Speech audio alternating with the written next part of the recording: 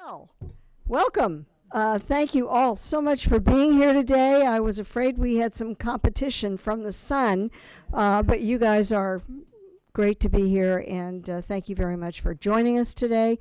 I also, before I get started, want to thank every single candidate. We don't have all of our candidates here today. It's a busy time of year.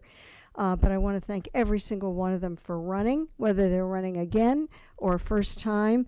That is a commitment to your community, and thank you very, very much on behalf of the League for sure, and I think for the Carlisle community as well. So thank you. So a couple of notes. When you came in, you should have found an index card on your seat, and those are for questions from the audience. We have questions that we've already submitted. The candidates have not seen them. They'll hear them for the first time today when they're up here. But yet we're going to accept questions from the audience, what will happen, and also from the Zoom, from the chat. Any question that comes into the chat will be copied down. All questions, whether from this audience or the chat, will then be given to our moderator, Sue, whom I will introduce in a moment, and she will determine which questions get read. Did I cover that? Got it all? Okay, great. All right. One thing, please, write as legibly as you can. It helps a lot, okay? Well, again, welcome and thank you for joining us today. My name is Lana Zamaro. I'm here representing the League of Women Voters of Concord, Carlisle, along with other League members, the Concord contingent that have been here and working with, we've all been working together. Let me put it this way. This is not a single person's effort. This is definitely a team effort. We have a lot of members from the Concord League here. I want to thank them again for being here and for all their support. The League is nonpartisan. We support policies, but we are nonpartisan. We do not support specific candidates or parties. Okay. We focus on supporting the tenets of our representative form of democracy in the U.S. Representative democracy means the government is in our hands. The League's tagline is, democracy is not a spectator sport. In other words, we need to show up, which you have done today as one step. Now, more than ever, we need to show up as we are seeing so many efforts to restrict voting across the country, and also a recent decision from the Supreme Court, which is not a good thing to see, I don't think. The League also believes that strong democracy depends on an informed electorate. Another challenge we're confronted with given the fracturing of our media ecosystem. As part of our commitment to voter education, and in addition to voter registration activities, the League provides these candidate forums as an opportunity for members of the public to get to meet the candidates, hear their responses to questions, and submit questions to them. This is all a part of our voter education effort. So thank you for showing up today here in person and virtually to learn more about the candidates running for local office this session. And don't forget to vote on June 2nd, which is when we will hold our town elections. By the way, I want to give a shout out to our town clerk, Ashley Cote, who has been here to help us get set up today. She has been incredibly helpful to us in organizing this. So handshake for Ashley. I think she may still be here or not. Anyway, just know that she's been very helpful. The League of Women Voters has established guidelines and protocols for forums that are applied in all League candidate forums. In addition to candidates running in contested races, we also welcome candidates who are running in uncontested races. Candidates running in uncontested races have been invited to offer statements. They will not receive questions from us, but they will be allowed to offer some statements regarding their priorities for the role they are seeking. And now, on to our program. I am very pleased to introduce a return moderator, Sue Flykop. She was here last year for us. Sue is a trained moderator and an active member of the Wayland League of Women Voters. And welcome back to Carlisle. So you know the way now. So, and that's it. Take it away.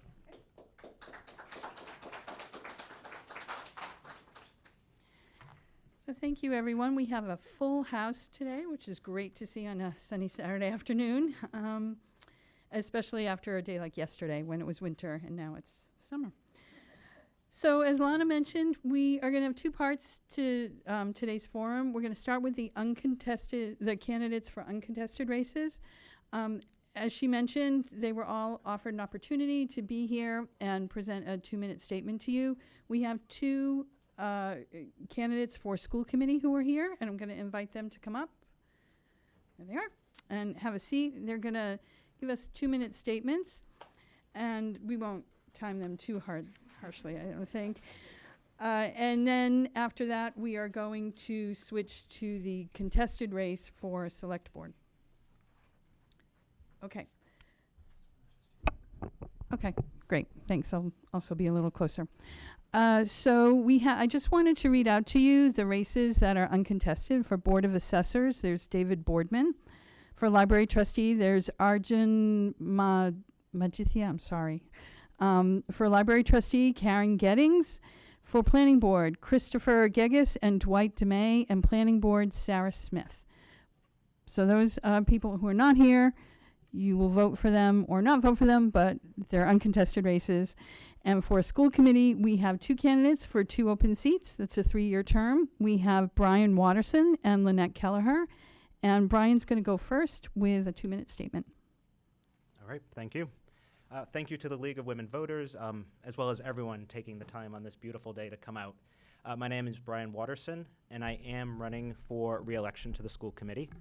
My wife and I moved to town about a decade ago, and we have 3 daughters in the school at CPS, finishing 1st grade, 3rd grade, and 7th grade. For us, the school is the foundation of our community, and we know that it relies on volunteers sharing their talents in order to make it a success.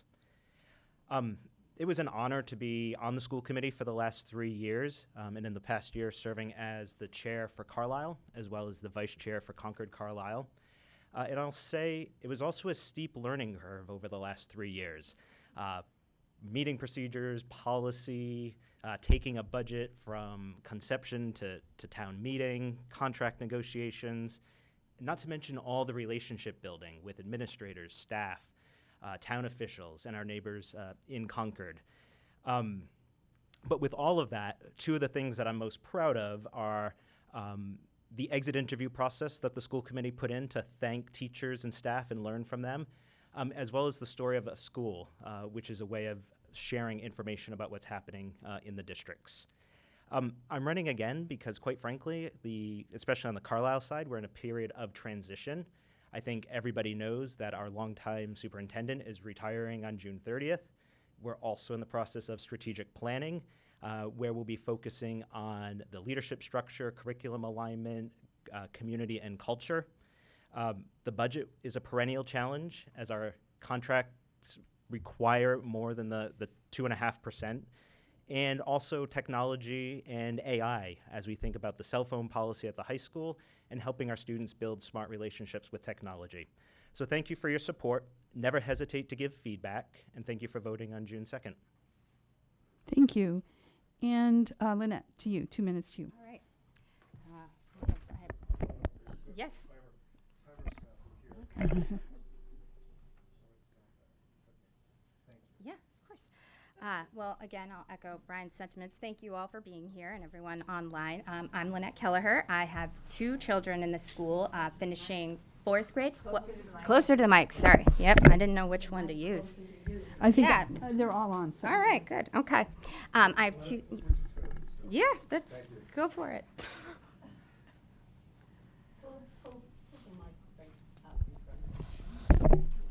Better? Can we hear me now? Is that better? Yep. Okay. All set. All right. Okay. I'm Lynette Kelleher. I have 2 children in the school. I have a 4th grader and a 1st grader. My family has called Carlisle home for 13 years. My husband grew up here, so this was kind of the place that we chose to raise our family. Since moving to Carlisle, I've been very involved in the community. I was the co-chair of the Carlisle Family Connections before my children were in the school. I was on the Recreation Commission. I helped revitalize the school garden when my kids started kindergarten. My oldest started kindergarten. And I was PTO president for 2 years. And when that was coming to an end, there was an opening for covering 1 year for the school committee as someone was stepping down due to relocation. And I jumped on, and I've been on not quite for a full year yet. But as we're sort of in the middle of a million different projects, I decided to run because I wanted to keep moving forward with that. Obviously, the superintendent hiring process is something we're right in the middle of, so I would like to continue that process. And CPS is in the middle of a big transition period right now, and I think it's important that we maintain a steady presence with the school committee, so that was another reason I wanted to stay on. I have a lot of relationships with the teachers, the administration, within the community that have been created through being on the school committee and the many other roles I've had in town, and want to kind of help make that transition easier for the educators and ultimately for the children. And yeah, through strategic planning, it's been great to get involved with the larger community and then get their opinions about how to move CPS forward in a positive way for all of us. And I can wrap up early and just say I'm looking forward to serving for 3 years. Thank you. So we have the 2 candidates for school committee for 2 open seats, Brian Watterson and Lynette Kelleher. Please join me in thanking them for putting them names forward. Okay, I don't believe there are any other people here on contested races, so we're going to move on to our part 2, which is contested races for select board. There are 4 candidates. One could not be here today. I have a statement to read on behalf of that person. And for the other 3 candidates, if you could come up front and take a seat.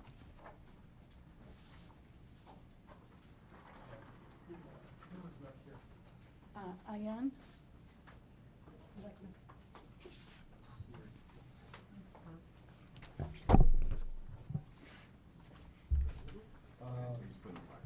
I'm Rebecca. Yes, here you go, thank you. Thank you. Nice to meet you. David Thomas, you're here, thank you.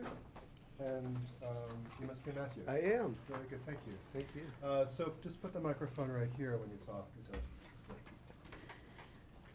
Just a reminder, if any of you have any questions, please write them down on the postcards that are by your seat. If you need another postcard, you have more than one question, just raise your hand.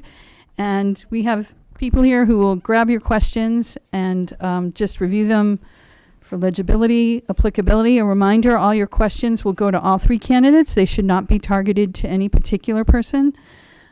So they'll be just lightly screened before they come to me. All right.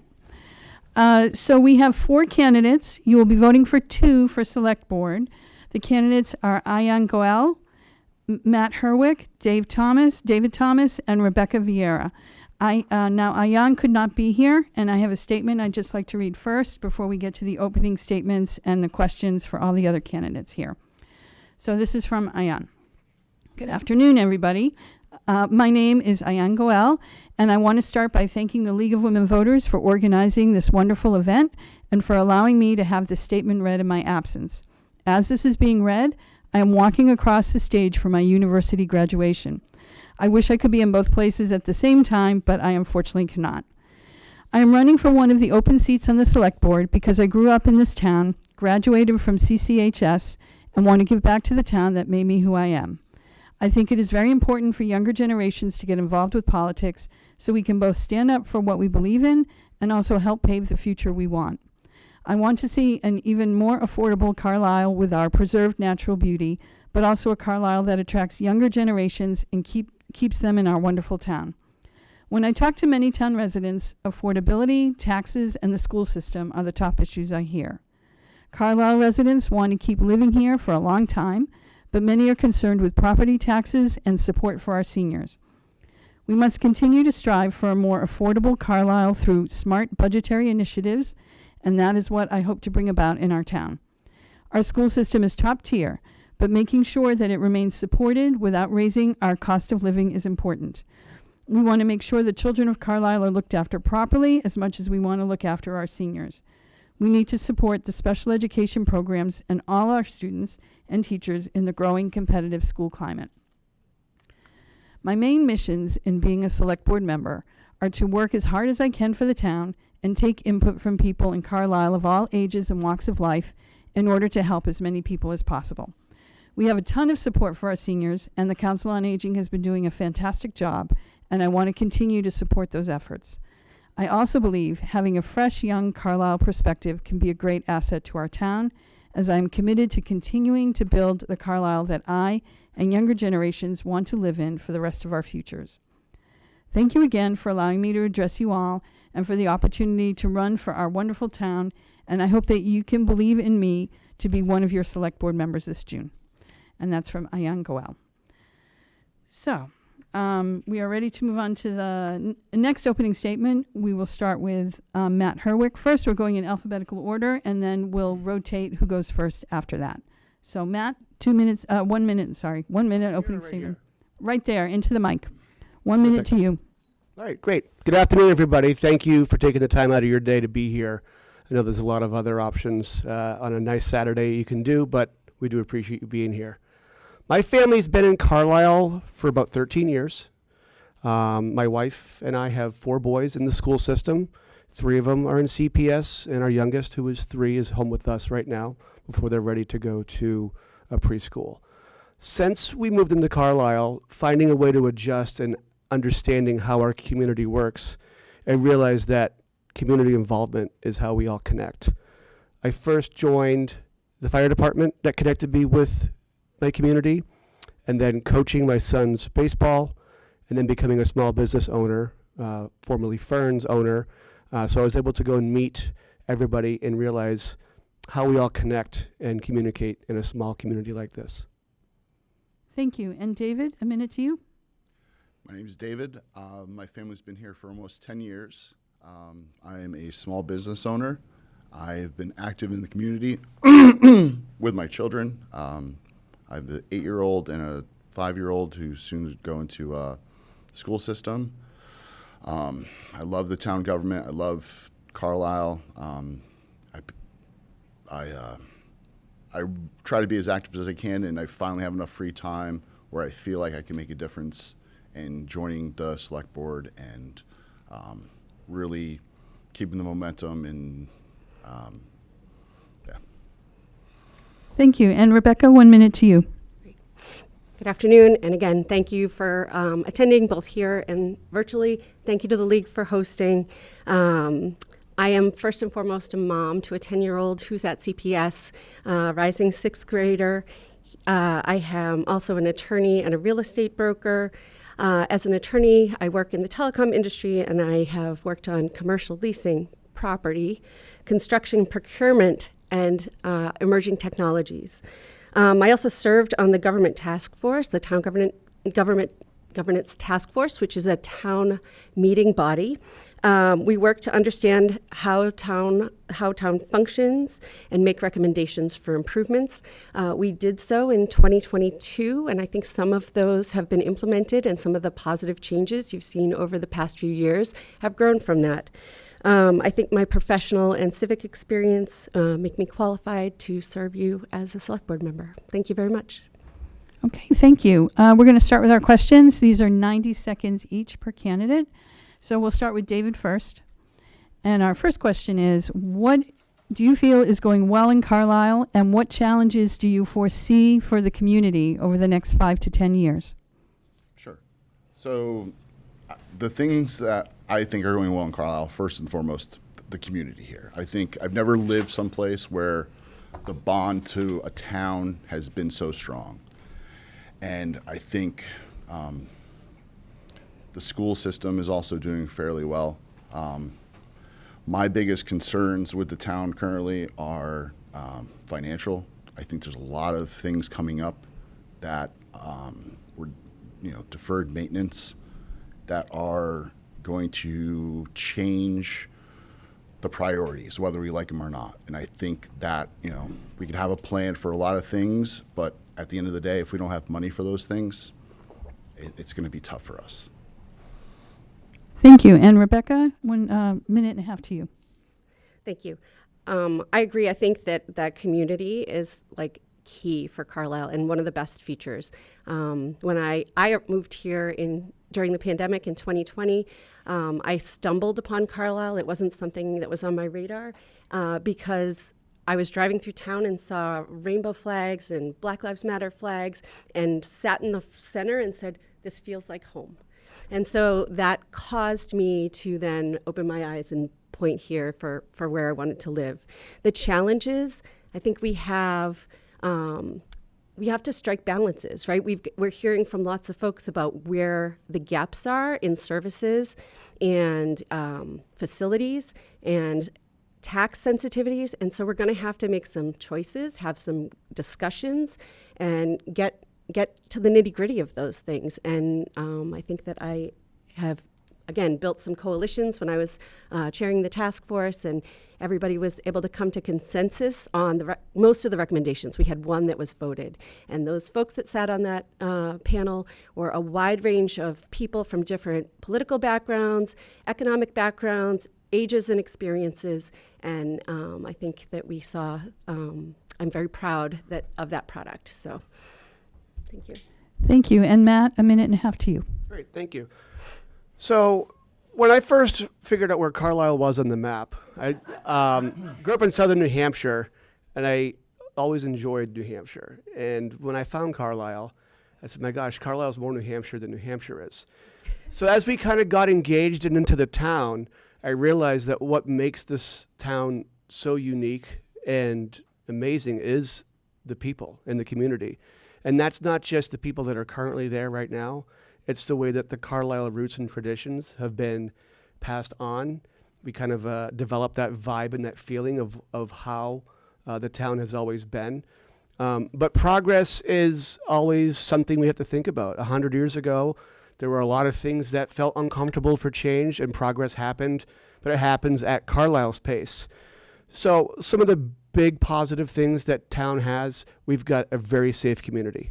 We've got an unbelievable education, and we have a really good community network.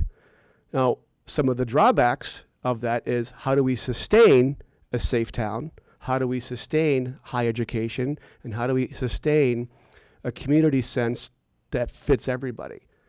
We have to have responsible spending and tough conversations of wants versus needs, and understand that sometimes it may not happen in the near future, but we'll find a way that can serve our needs.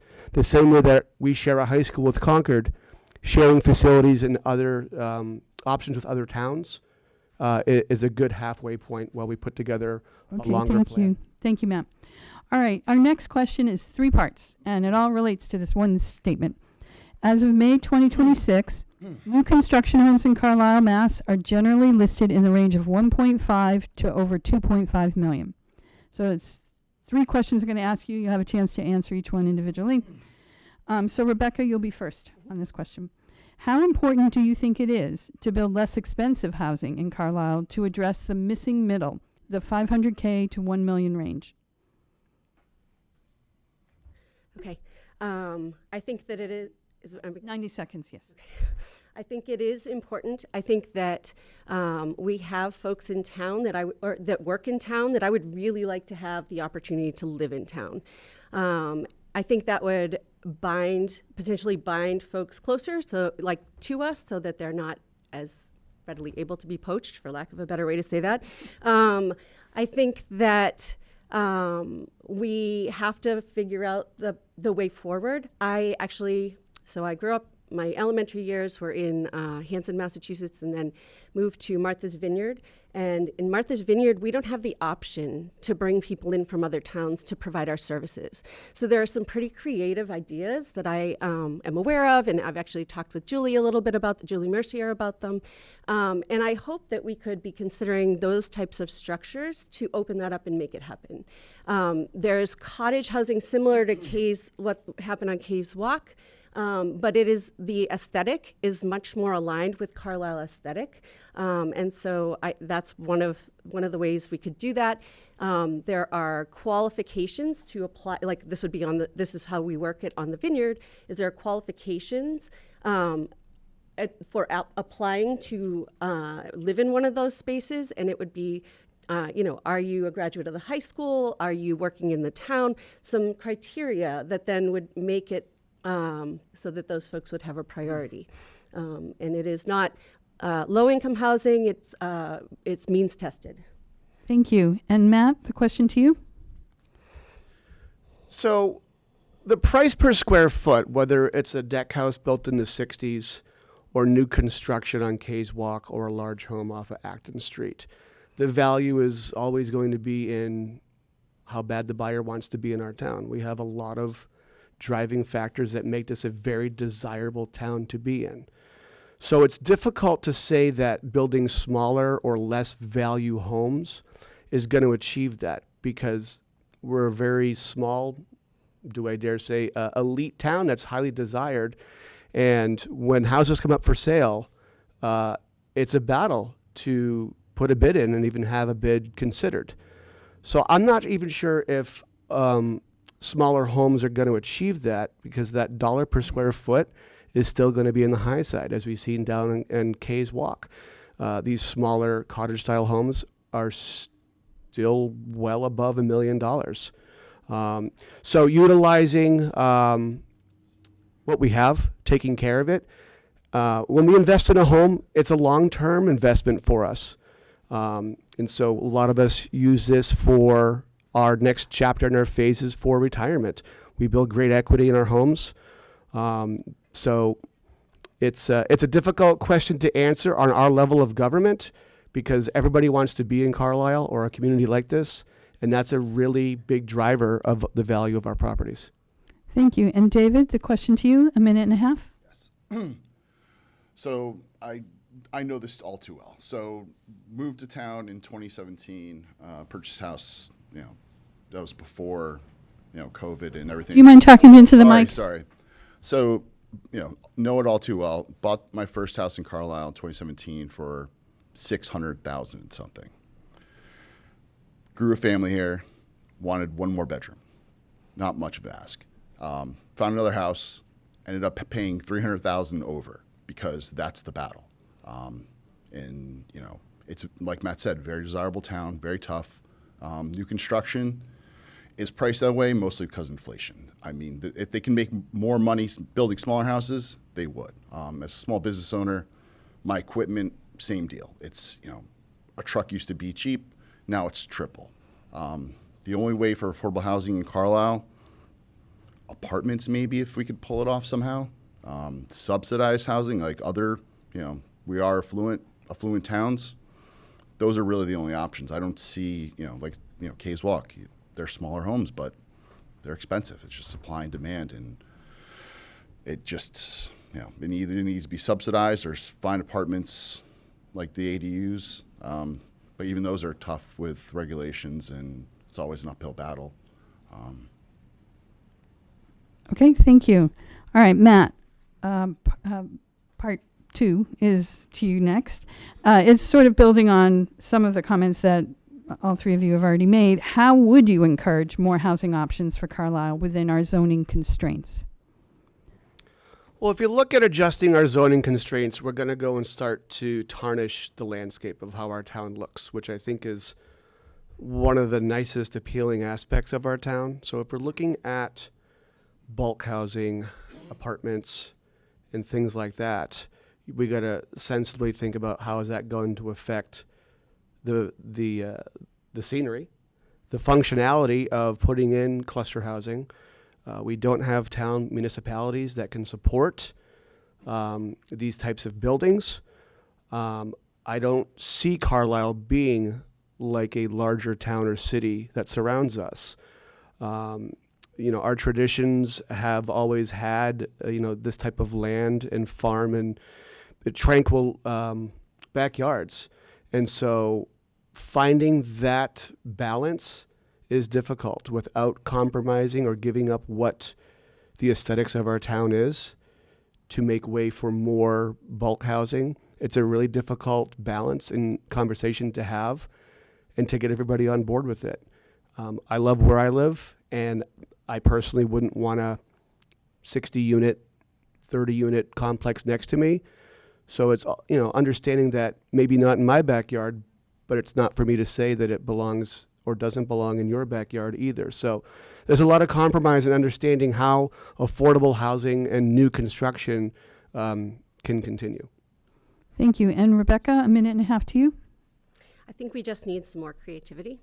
Another example from, like I said, I drove through town. This feels like home, right? So one of the things that we have in my hometown of West Tisbury is that within 50 feet of the main road, the side road is required to do a turn so that the down the road is not visible. So you still get a very rural feel, but you get your housing to go behind that shield and keep the feel of your home, of your town. Again, those cluster, the cottage homes, it doesn't have to be 60, it can be 6. And it can be that they are like smaller footprint. I think the ones that that I am most familiar with are about maybe 15 or 1,800 square feet, and they are in kind of centralized again behind the woods, and so you don't see them. And they are built not in big colors, right? And so they feel like they belong. And so I think we need creativity and to have those conversations. Thank you. Thank you. And David, a minute and a half to you. Do you mind repeating the question? Yes.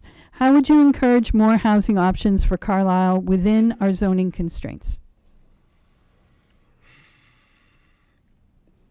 Honestly, I don't think it's possible with the zoning restraints. I really don't. I mean, like I said, we were trying to just one more bedroom in our home, and then we looked into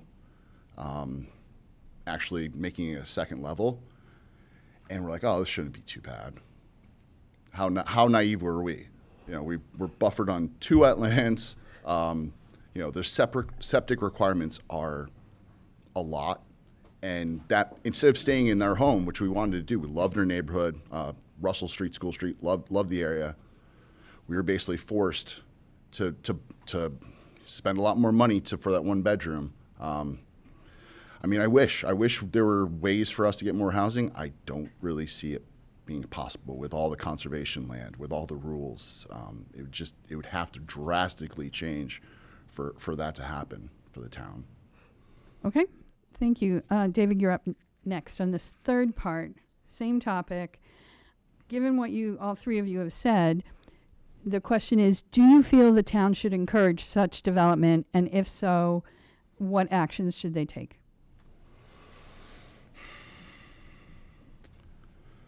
I think we should, we should be open to it 100%. I wouldn't say, let's build a wall. No developers can come in here. Maybe someone has a super creative idea. Maybe someone is from a different part of the country where it's very similar to ours, and they have a magic bullet to solve all our problems. I'd be open to it. Like I said, I see so many restraints in this town as far as building. Just like I said, personal experience, what Ferns has gone through trying to, come back to life. Water issues are tough. I had a really crazy water system at my old house compared to the new one. It's a lot of obstacles, but like I said, completely open. Would love it. Grew up in a town of over 100,000, very diverse, housing projects, then large homes.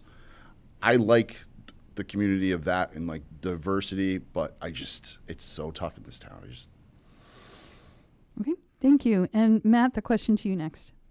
So for the town to encourage development, you got to say, what kind of development? All right, we're a town that doesn't have town water, town sewer. So the situation or the plot of land is going to be unique in any certain way. If you're going to change the terms of your setbacks and zoning, it's not just for one parcel, it's for everywhere. So if we have, hypothetically, a good piece of land off of, let's say, Acton Street, where we can tastefully put in 6 to 8 units.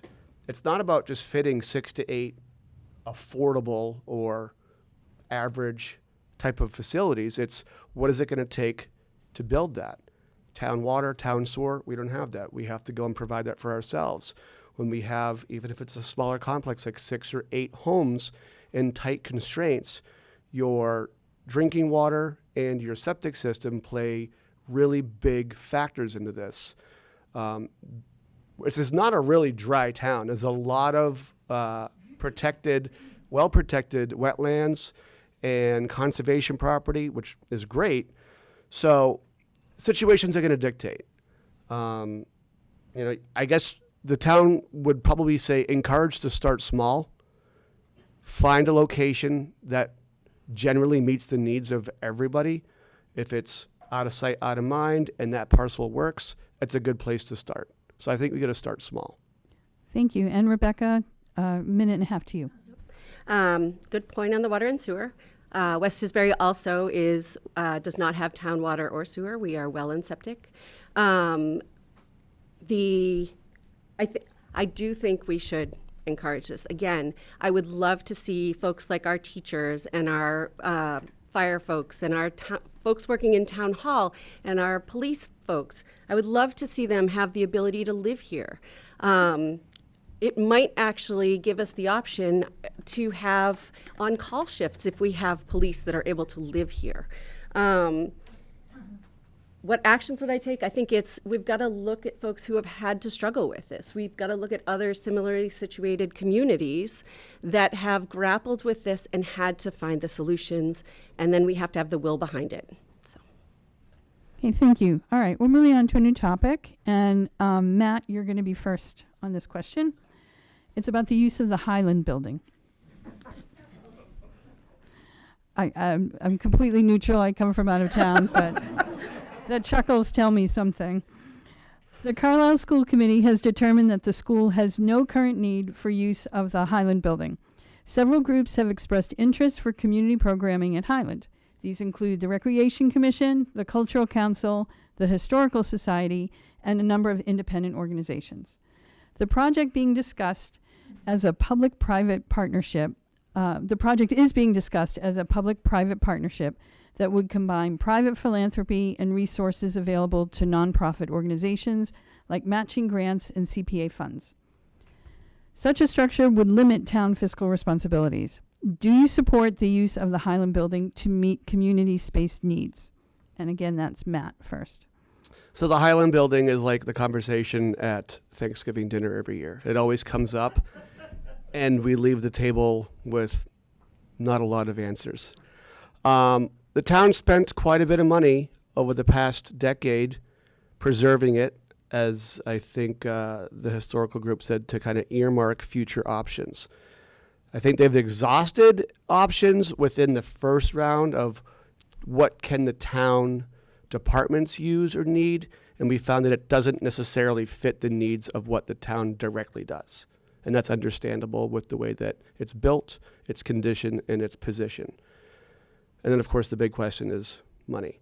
So if we look outside of our first inner circle, what other community groups could utilize this, and how could we support that? The only way I see the Highland building moving forward is to have a significant private group not only want to utilize it and maintain it, but as far as the funding as well. This is something that the town has done their best to preserve. It's a beautiful building. It would be a shame to lose, but at the same time, if there's no use for it, we have to have that conversation as well. I think that there is a use for it. I think that we need to reach out to the private sector to independently fundraise and find a use for that for the future generations and for us as well. There's a place in our community for it as long as we're prepared to understand what it could cost. Thank you. And Rebecca, the question to you next. So I know there are some thoughts about the Highland building going around. I think that there is a plan. I have not seen the inside, I've got to tell you, honestly. I don't know the condition. I've heard conflicting reports, but from the Historical Commission, I am hearing that it's actually in pretty good shape and that it is beautiful inside. And so I would support their creativity in finding the solution. We have folks in various groups that I'm hearing need space. How can we get those folks to put their heads together and figure out how to do that? So we've got the seniors that we've seen on City in the Woods and in the Mosquito this week. We've got RecCom that would like more space. We've got other community groups. We have the committees that maybe could spend more time meeting in person and collaborating. And so if we could not to mention just general space that could be used by the community for things like this. Maybe it's a bigger room, right? Because we look like we're at the max. But I think that if we want to do that, and I can't answer this one because this is cost dependent, right? We have a lot of things that we're putting money toward right now. And so what is the next step? I don't know. That is the town that needs to explore that more, I think, as a community in order to figure out what to do with that building. Thank you. And David, a minute and a half to you. Yes. So I love the Highland building. I think it's a great looking building. My son's in a lot of after school programs in the brick building, so I see the use in that. That being said, it does need a lot of work, and it's going to be an investment. First thing in my mind, elevator. And as we know, that coming up, the elevators are not cheap.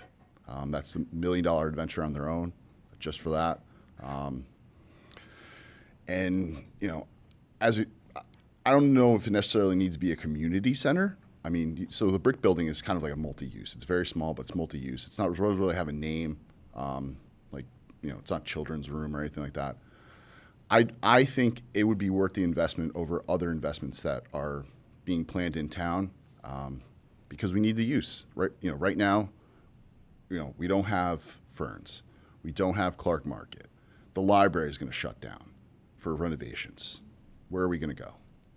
So having more community centers would be good, like not community centers, but community public spaces where, a venue for meeting. This room is small. You could have something over there.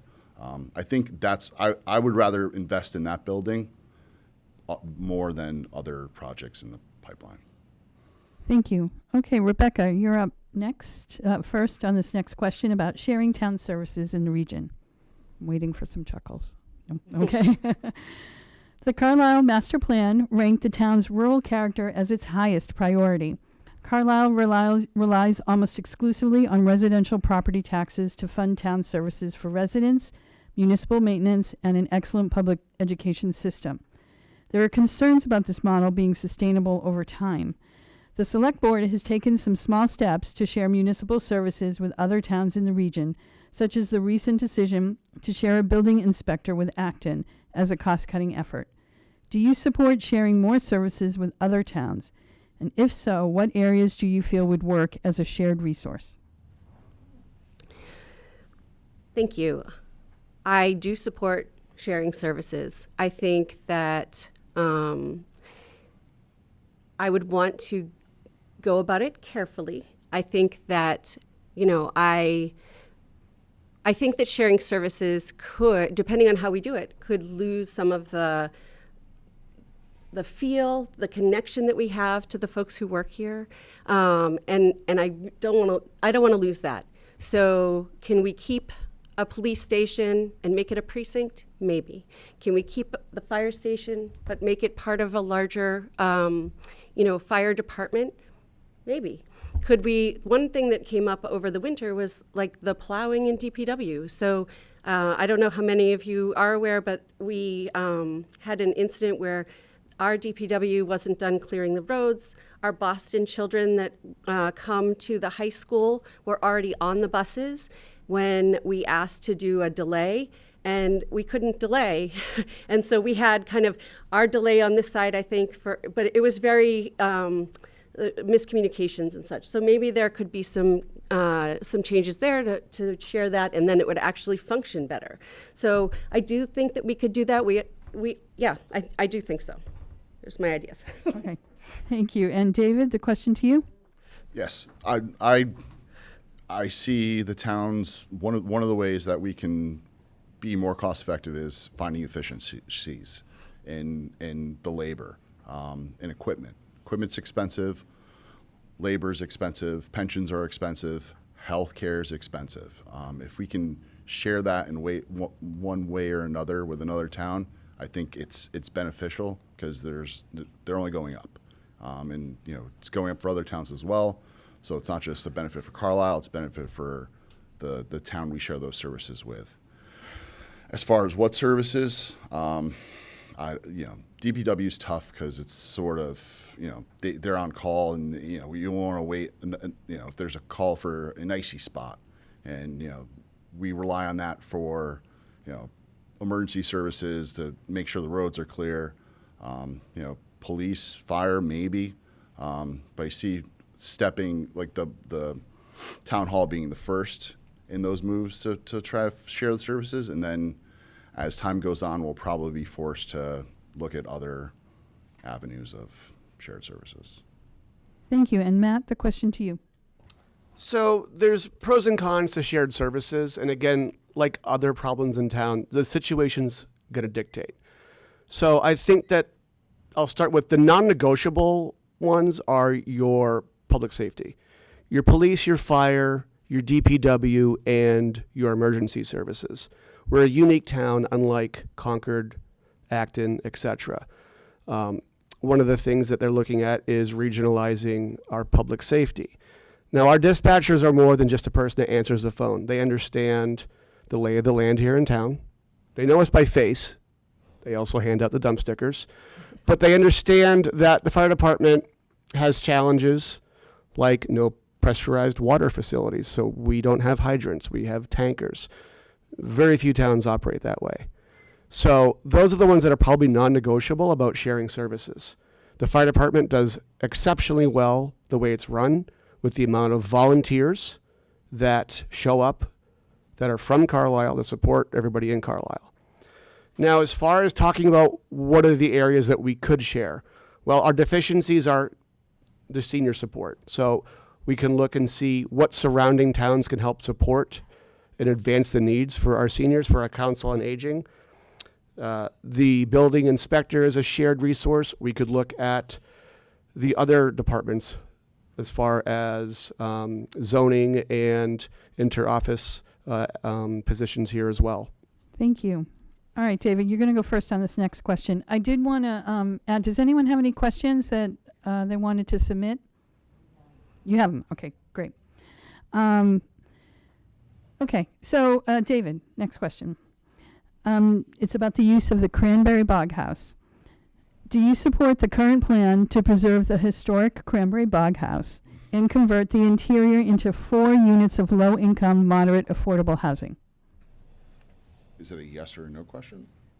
Yes, and I guess either way, explain your answer. Yes, yeah, I 100% agree with that. I've actually been in the building when I was on the fire department for a small fire, so I've seen the building and inside of it. I love the Cranberry Bog. I think that's another rich building. There's no reason for us to ever not have it, and if we have a use for it that benefits the town and affordable housing, it's worth the investment. All right, thank you. And Rebecca, question to you. This is one I've been struggling with. I've got to tell you. So I support increasing our housing. I worry about the cost, and I don't mean the financial cost really, but I think, as we talk about at town meeting, I think we're approving or asked to approve like $300,000 for plans and feasibility. I think that underlying that, if we were to get to the point where we're using it and actually developing it, there's a land, it might be like an easement for the conservation swap that has to happen with the state. And what the state wants is a swap that is the full fair market value of the property after it's developed.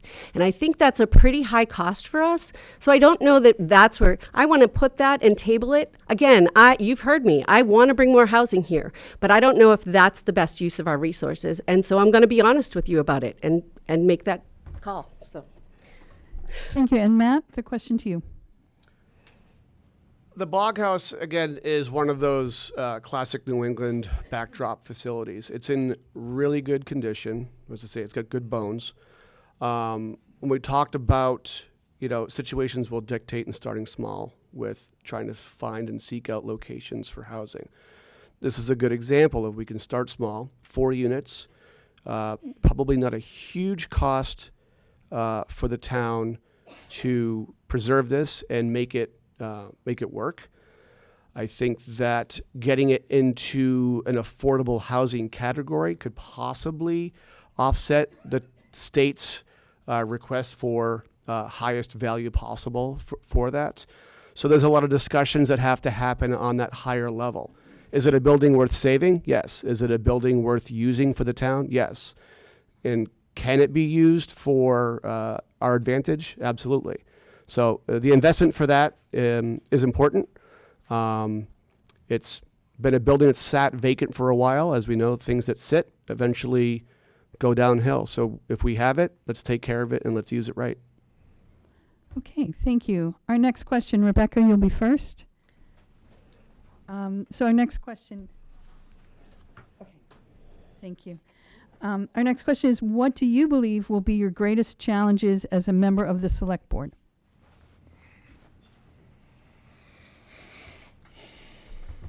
Okay, that's a hard one. The greatest challenges, it's probably actually, I don't know. I am really good at talking with people, getting into the details, and so probably trying to stay at the higher level to be able to make the decisions that other folks, and I know that the other folks on these committees do tons of work and are very skilled and very well educated in their fields. And so probably holding myself back from getting too in the weeds is going to be my biggest challenge if I were to be elected. Thank you. And Matt, the question to you? The biggest learning curve, I think, for anybody when you get a new job, whether it's a volunteer position in the community or an executive job, is just understanding what the job is at hand. So for me, it's going to be understanding how select board policy is done, how we work with our legal counsel that guides the select board outside of our meetings to make sure that, the proper channels are utilized that way. And then budgeting for the futures, categorizing our wants and needs. We want a lot of great improvements, but making the point of saying, but what do we currently need? So having that balance, and I'm a good listener, and it's a matter of taking in all the information and then making a concise decision to move forward in whatever direction that the people in our neighborhoods and our community of Carlisle want. Thank you. And David, the question to you. I think the toughest thing I'm going to have to deal with is, and the whole town's going to deal with, is the financial tax burden that's going to hit us. It's coming. Sorry. So the financial and tax burdens of our town are going to be tough for us, and those are going to be very tough decisions. Whether we, go through with all our plans and spend $17 million on the firehouse, $17 million on DPW, roads need work.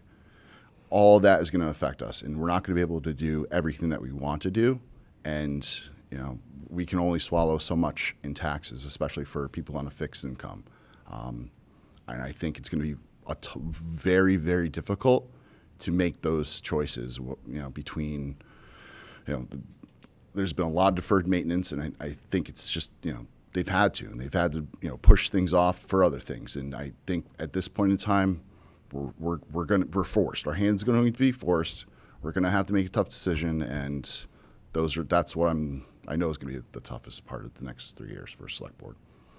Okay, thank you. All right, our next question, Matt, you'll be first.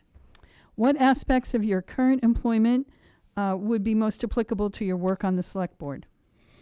We're starting to do audience questions now. So for people that know me, I'm fairly involved with Carlisle, whether it be a substitute teacher at the school, an active member in the fire department, coaching my kids baseball and their friends. as well as running a small business in the state of Vermont. So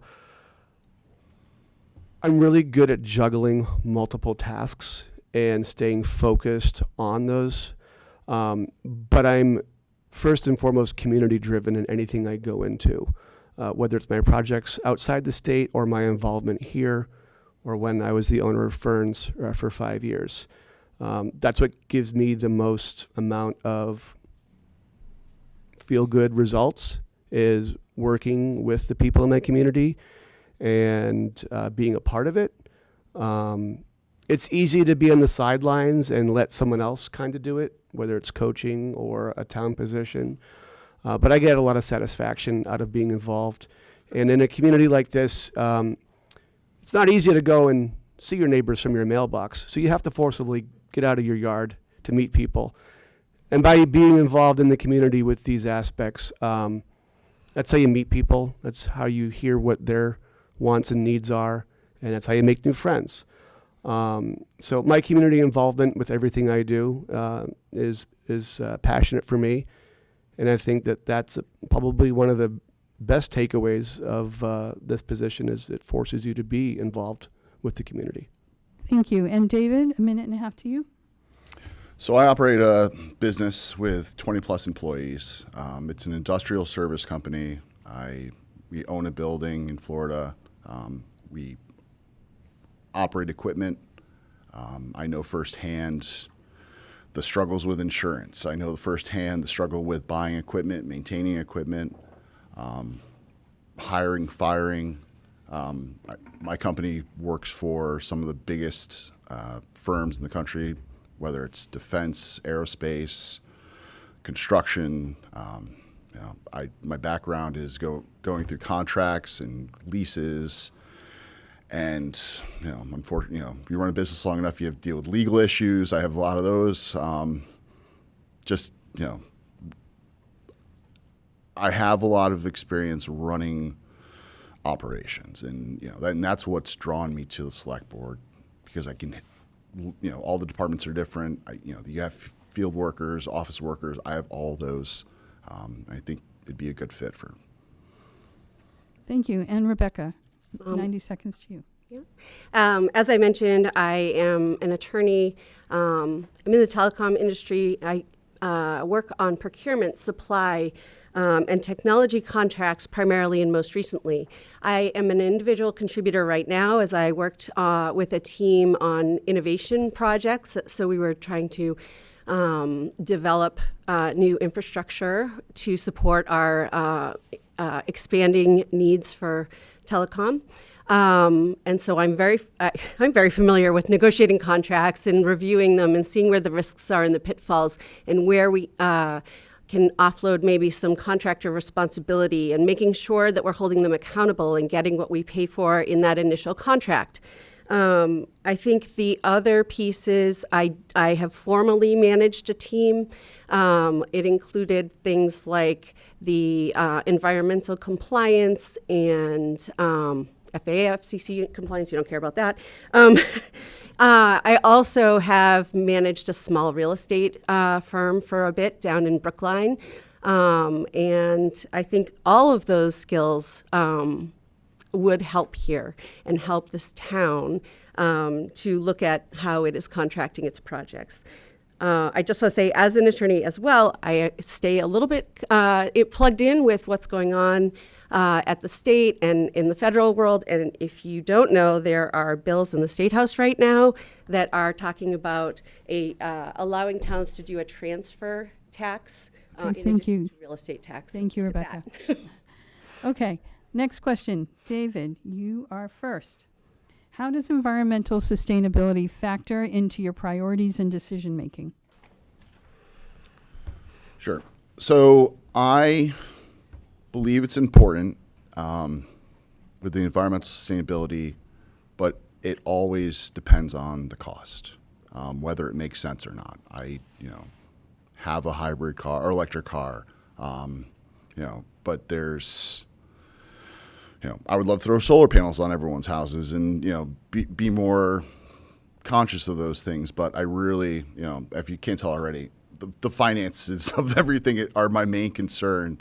And when we could do that, or if we can do that, I'm all for it. I would never be against it. But at the end of the day, it really just has to come down to price. Especially, electricity is extremely expensive right now, and if it was feasible and it made economic sense, yes, I for it. Thank you. And Matt, the question to you next. Could you repeat the question for me? Sure. How does environmental sustainability factor into your priorities and decision making? So environmental is a really big, tough discussion. That's one of those things is once you make a decision, it's tough to go back on that. It's a forever decision. So I'm looking at zoning and adjusting the rules and regulations of how Carlisle's set up currently and how we want to address progress in the future. We have to be very well aware of what the long-term impacts are. We're a town that relies on our own private wells for clean, quality water. We're a town that requires to have everybody hopefully having a very good, compliant septic system. These are things that if they're not taken care of and not addressed, these are really difficult to fix long-term. So we need to go into these conversations eyes wide open, understand that environmental impacts might not affect us in the next 10 years. Maybe the next homeowner has to deal with it, or our children have to deal with it. But they're forever consequences, so we have to go into it understanding that these are really important discussions to have, and we make sure that we've covered it all before making it or implementing any kind of change. With that said, progress is inevitable to a point, so we have to be able to pivot responsibly as well.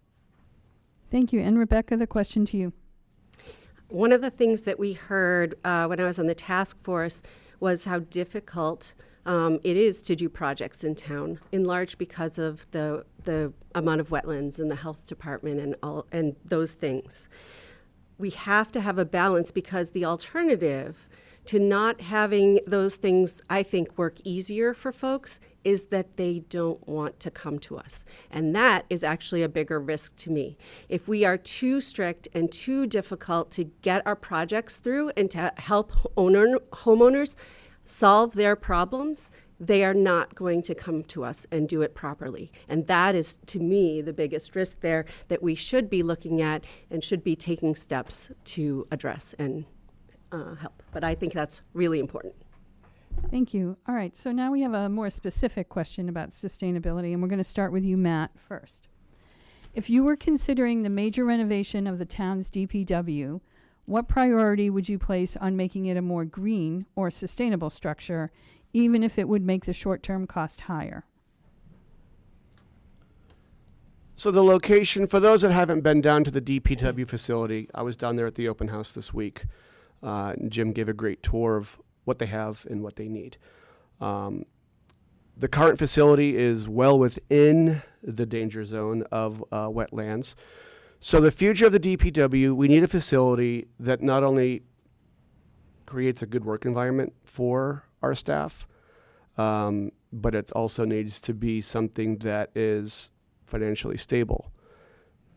Protecting all the equipment that the taxpayers have already spent hundreds and hundreds of thousands of dollars on, plow trucks, dump trucks, etc. We need to have something that makes sense. Utilizing solar, utilizing a different part of that parcel looks to be promising. Making sure that alternative energy resources could be used on that facility. Sharing the facility with other town projects could help, using it as a multi-tool facility. There's ways to do it. We have to be very cautious about how we advance, but it's something that has to happen, that's been put off for far too long for quality of work, worker safety, and then in the long run, it affects the customer's outcome, which is us. So if we have a stronger DPW, which includes facilities, we should, in theory, get better service. Thank you. And Rebecca, the question to you. Can you just repeat it Sure. again, please? If you were considering the major renovation of the town's DPW, what priority would you place on making it a more green or sustainable structure, even if it would make the short-term cost higher? Okay, in law school, the answer to every question like this is it depends, right? This is a cost benefit analysis, and I can't really answer this question, I think, with the amount of information that we have. And this is part of this position, right? Is like I have to tell you when I don't know the answer right now, but I can certainly consider what the designers, the architects, what the DPW thinks that they need versus the environmental impact. And we have to have that discussion and make those decisions. But I don't think I have a better answer right now. Thank you. And David, the question to you. I think the DPW probably could be well served by something like a geothermal system. Having a warehouse facility and equipment, I'm aware of limitations. Like electric trucks probably aren't in the near future for the town. I've tried to buy Tesla trucks from my company, and they're not available until next year. And then you go into repairs and things like that. But I think geothermal would be good because you have a big open space where the trucks are parked inside, and the equipment parked inside. You can't just have that be whatever the outside is. It's hard on the equipment. If you heat the floors, it would be beneficial. I don't know about solar just because of the positioning and where the trees are. I think electric would be too expensive. As just like I said, the bays are huge.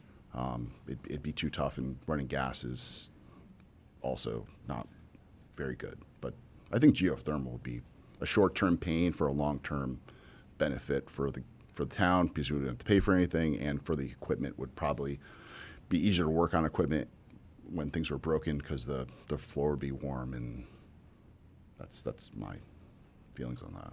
Okay, thank you. So we have two questions that are sort of follow-ups to some earlier ones that we talked about, some earlier topics. So we're going to dive right into these. Rebecca, you'll be first. The first one is, do you think Carlisle needs a community center? And if the answer is no, explain why not. If the answer is yes, explain how you think we can make it happen.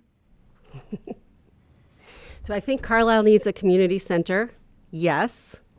Do I have the answer on how we get there right now? No. I think we've heard from lots of folks about the need for that space, especially the seniors who are feeling clearly left out. I think that we have to decide on priorities. And maybe the answer is this is something we really want to spend that money on, right? And that'll go to town meeting, and that will be a decision that the town, ultimately, the folks get to make. I would investigate it. I would, I actually support if they want to, I don't know what, it seems like there was a hurdle for getting some sort of a private, like a Friends of the, Excuse me, please don't interrupt her. sorry, a Friends of the community center or council on aging. So there seems like there's a hurdle there. I can figure out what the block is and try my best to remove that block so that we have that option. In terms of the spend, again, we also at the same time are hearing seniors tell us, so we've got both sides of the spectrum, right? We've got seniors tell us that the taxes are unsustainable, the increases are going up, and that it's risking their ability to stay in town. So we have to figure out what is the balance, get folks in the room, and again, there's these multiple committees that have ideas on how to use community space or where community space is needed, and we are lacking right now because of all the closures. Thank you. And David, the question to you. I'm for a community center. There's an earlier question where we were asked what made Carlisle special. First word out of our mouths was community. That gathering place is important. I think it's feasible. Someone had mentioned in City of the Woods, Littleton's facility, $17 million. I do not want to go on any more $15 million adventures for buildings in town. It would have to be, one floor.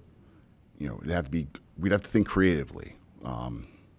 there are community centers in the Northeast and out West that are not gigantic. We don't need anything huge. We don't need multi-stories. We don't need a basement. It could be a very simple build. But I think having some place for the community to meet regularly that's not, the library or, one of the rental rooms in town hall.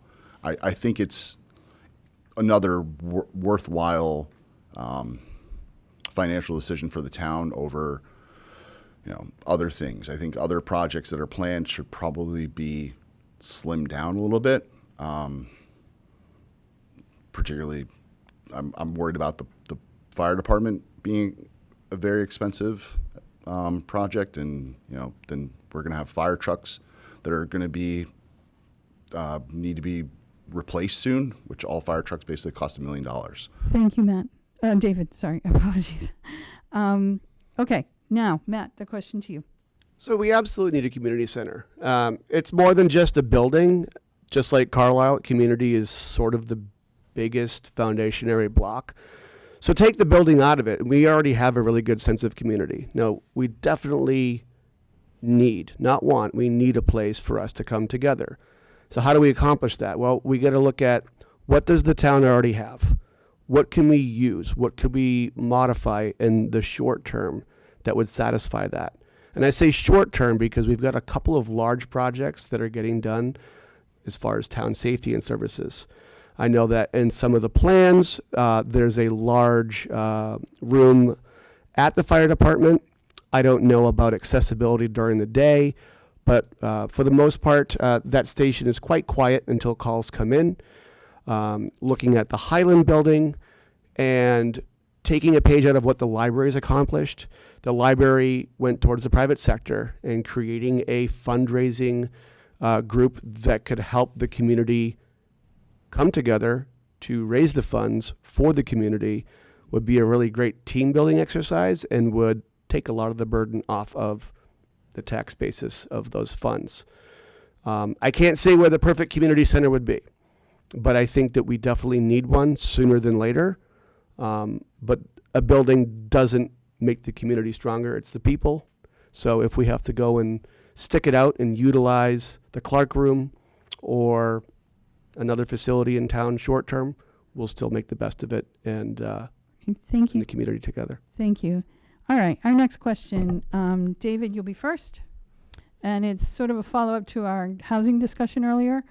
Regarding zoning changes, what is the price point of property in the missing middle that would be economically feasible to developers and buyers? Can older existing small homes fill the missing middle without resorting to rezoning? Can you repeat it one more time? Sorry. Sure. Regarding zoning changes, what is the price point of property in the missing middle that would be economically feasible to developers and buyers? Can older existing small homes fill this missing middle without resorting to rezoning? So is that taking existing homes and turning into multi? Or I'm just trying to follow along with what the I think you should. Yeah, I'm not. run with it I'm not really however you want following. to. So I apologize. I'm not really following what the question is asking. I think the question is, earlier we talked about housing, and there was looking for available housing in the $500,000 to $1 million range, the missing middle. Correct. And so this question to me seems to be asking how to make this economically feasible to buyers and to developers and buyers. And should you use existing housing stock, or do you need to create new housing stock? I mean, even existing. I mean, like I said, the home that I was previously in prior to the one I'm in now was nothing special. It was 1,700 square feet, small, definitely small for, smaller side Carlisle, 3 bedrooms. I sold it for over $1 million. It just, I don't know how much smaller you can get for 3 bedrooms. And, there's not many of those. Even someone who's lived in the house for, in 50 years, someone's still going to pay a premium for that. I don't see anyone, $500,000 does not get you very far in Boston Metro. Yeah, that's basically how I feel. It's it's almost impossible with existing stock. Okay, thank you. And Rebecca, the question to you. Okay, so now we're going to talk about just a little bit the couple of bills that are in the State House right now. So there's a pending one in the Senate and one in the House for a authorizing the towns to create a transfer tax for high-value homes when they sell, and that money then can get earmarked for housing. And so for affordable housing, I don't know if it's affordable or means tested, and it will obviously it's being negotiated and is still in committee. I would say we can talk to our senator and our representative and try and, move that forward a little bit. In terms of the price point, first of all, the older homes, the issue is that when they go on the market, they go to developers for redevelopment. So it's not going to first-time home buyers because the developers come in with cash. And so I don't know the answer to make that so that that's a choice of the seller, right? So I have a couple of, again, I am a real estate broker. I actually represented somebody in town who the seller chose not to take the highest bidder because they wanted to preserve the town character. So that's something that each individual has some control over, but we can't force that. And again, the price point, I don't, that would be a calculation on, like cost to build, cost of the land, all of that. So I can't come up with that one here. Okay, thank you. And Matt, the question to you. So I guess the sweet spot that we're missing, ideally, is that 500 to 800,000. And like David said, it doesn't yield you a lot anywhere. So without changing all these bylaws and zoning, et cetera, looking at the least disruptive portion to the town, having an apartment building that doesn't aesthetically fit the backdrop might not be the best solution. Larger, older homes, again, situations will dictate if they're candidates for a multi-unit. There's a beautiful historic building right here in the corner of the Rotary that has a few units. It's tastefully positioned in town to look like it's been there for a long time, and you really not know that there's, I think, 5 units there.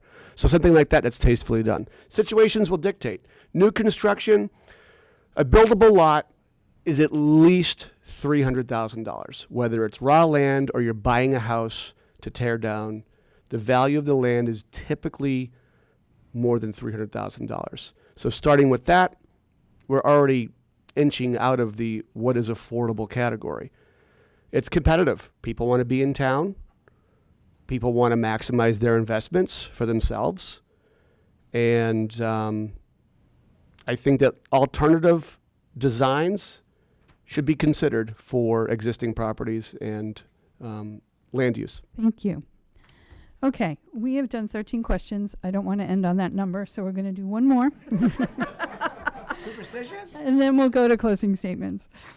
Okay, so we will go Rebecca first. This is regarding ferns. I hope all you understand what that means. Do you know whether there are any, whether there is any money owed to the town, state, and/or the store? Is there any pending resolution of these issues? I have no knowledge of this personally without further investigation. Thank you. And Matt, do you have any answer for This is kind of a loaded question. Right? Is this fair? So Fern's Country Store, that folks that don't know, is the country store that's been in the center of Carlisle for, well, the name itself has only been since the 2000s, but there's always been some type of store, a community village store or food superette for over 100 years. The building that's currently there right now is the second version of the property. That was built in the early 1900s. There was a gas station there years ago. And like all things, there's a lifespan on them. And unfortunately, the fuel cells developed a leak, and nature took its course with it and dispersed petroleum throughout the site. There was a significant cleanup in the early 2000s when the market was constructed to connect what was the old service station gas station to the home, which was the former deli. I ran and operated Fern's Country Store for 5 years. And to my knowledge, there is still money owed from the property owner to settle the cleanup costs related to that. It's one of those things that the state won't let you not clean it up regardless of affordability. Environmental cleanup is important, and they took care of that. As far as monies owed to the town and things like that, uncertain. That would be probably a clerk question. Thank you, Matt. And David, I'm not sure if you have anything to add to that. You're zeroed out. Okay. That was the full history right there. I'm going to see if we can squeeze in just one more question. Is that all right? I wanted to use this to wrap up, and we will go with Matt first. What do you see as the top priorities for the select board to address in the coming years? Well, it's budget, but it goes back to what are the three most important features of the town? It's security, it's community, and it's education. So progress, unfortunately, requires us spending money, but it's earmarking what's most important and the biggest problems at hand. We do need to make sure that the police and the fire and the DPW are well suited to serve us. Those are important factors that we sort of forget about when we don't need it.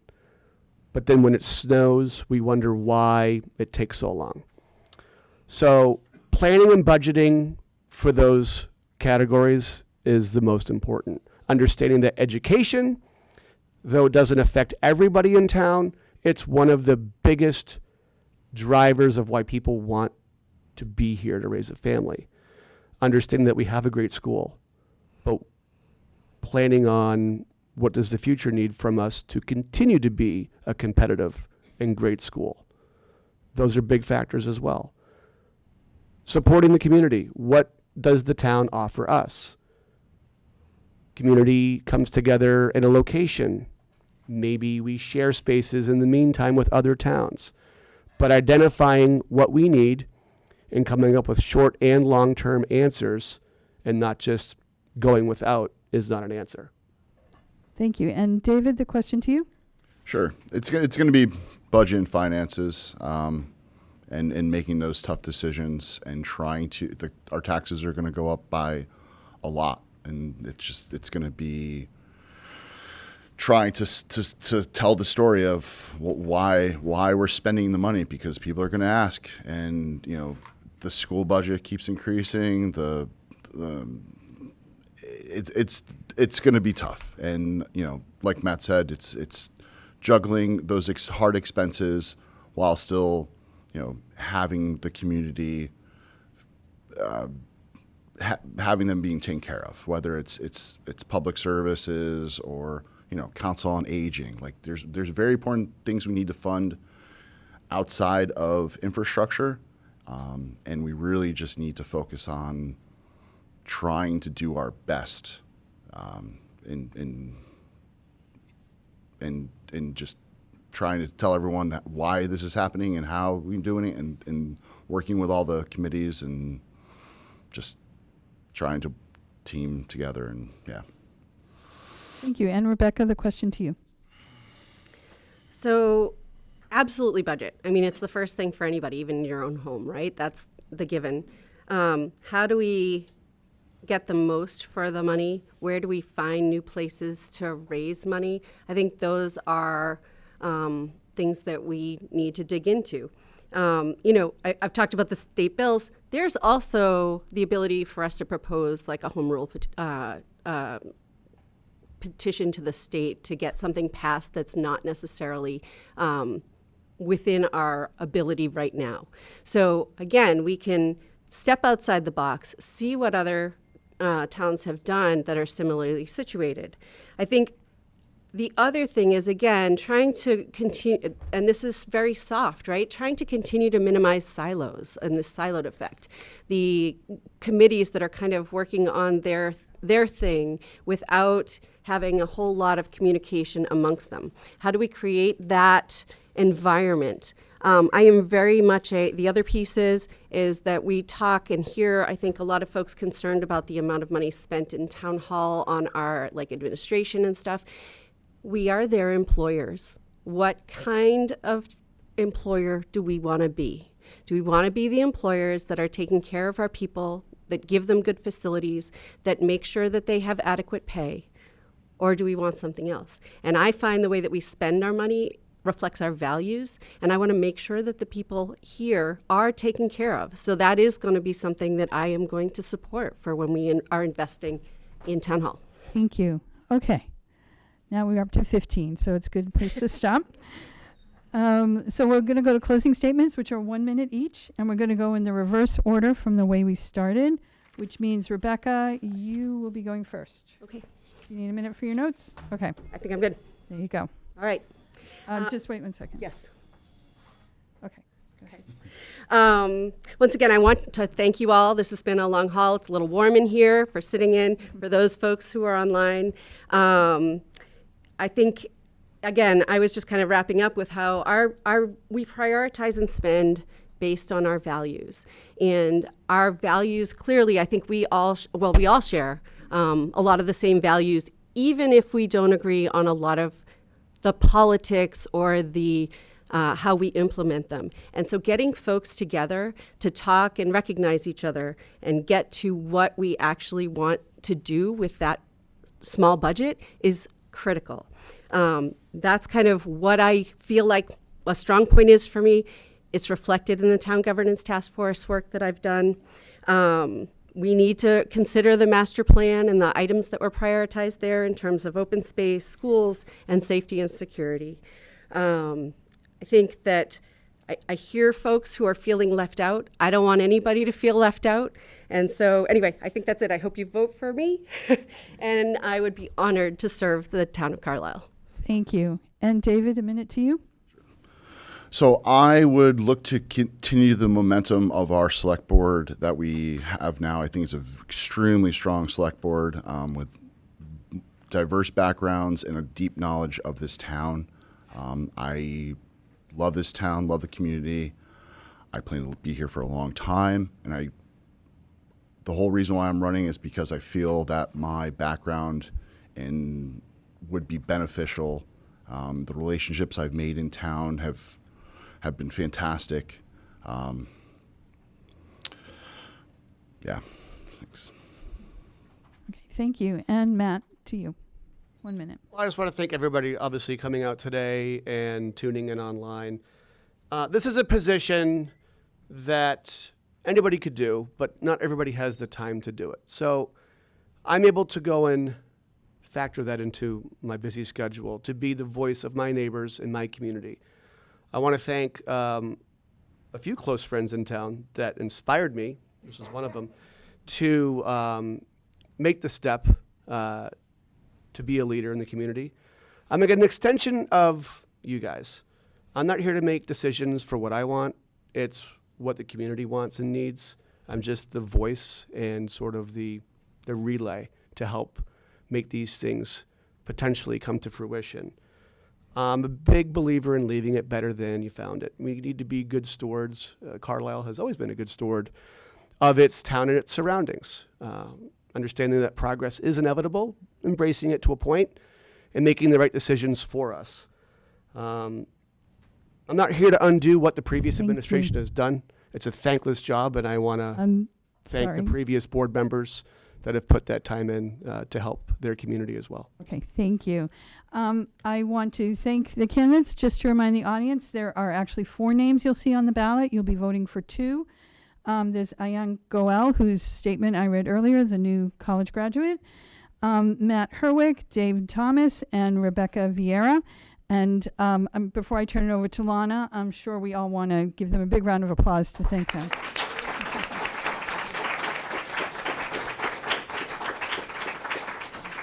And now back to Lana.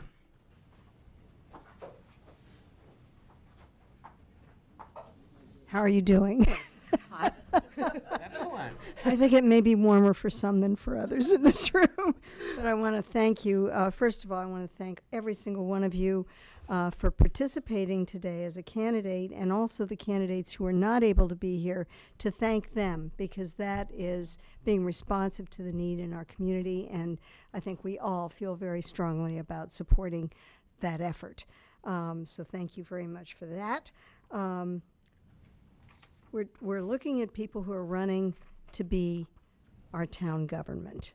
That is very, very important. So I want to thank the audience for being here as well. I want to give a special thanks to Sue Flykop, who I thought you were great, Sue. And I also am going to ask the other members of the Concord contingent to please raise your hands so people can see how many of you are here. Please raise your hands so we can see. Yes. Thank you very much. Thank you very much for all your help. I want to thank Arkady from Minuteman for his efforts here, and for Eric. Eric? Yes, okay. Who worked with us from setup to this final event. And finally, a very, very special thank you to all of you for being here, virtually or in person, for watching today, and for being involved, for paying attention, and participating in the process. Stay connected, stay informed, show up, and vote. Thank you.